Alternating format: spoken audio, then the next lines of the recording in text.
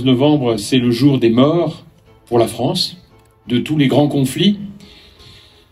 Il m'arrive souvent de confier à beaucoup d'entre vous que, à chaque fois que je lis et relis et re-relis les épisodes de cette première guerre, je mesure combien elle est indispensable pour lire ce que nous vivons aujourd'hui. Il n'est pas de conflit dans le monde aujourd'hui.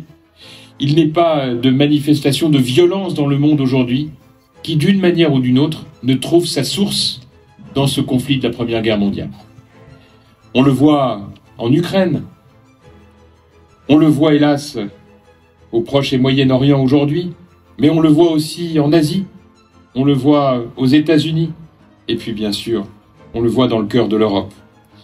Et donc plus que jamais, ce devoir de mémoire s'impose. Ce devoir de mémoire qui ne doit pas être vu simplement comme une lecture du passé, mais comme une compréhension du présent, et puis bien sûr un appel à la vigilance, à la mobilisation. Je veux dire ici ma reconnaissance aux responsables des autorités religieuses qui, ce matin, ont ensemble, la main dans la main, déposé une gerbe au monument aux morts. Ensemble, présents aujourd'hui, au nom de ce que nous avons en commun de plus cher, le souvenir de ceux qui sont morts pour que nous soyons là aujourd'hui. Il m'arrive de me dire, mais combien de temps faudra-t-il pour que l'on entende le message de ceux qui ont tout perdu? Les atrocités du passé doivent être dans nos mémoires. Elles nous engagent tous et elles n'ont rien à voir avec nos sensibilités religieuses ou politiques.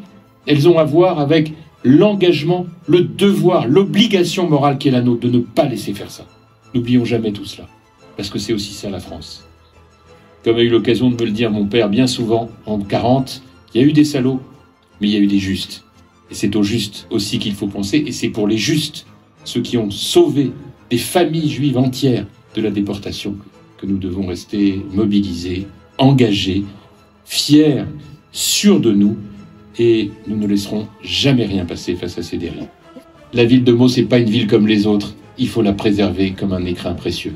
Merci beaucoup, vive la République et vive la France.